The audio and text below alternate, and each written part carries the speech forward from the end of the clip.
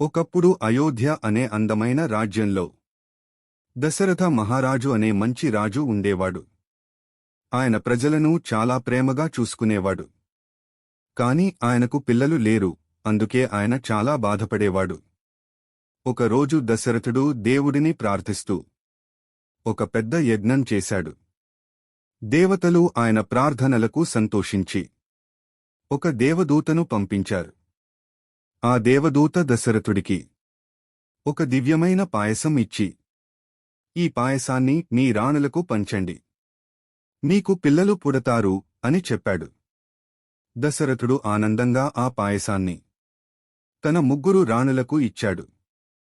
కొంతకాలం తర్వాత శుభవార్త వచ్చింది. 4 కుమారులు పుట్టారు.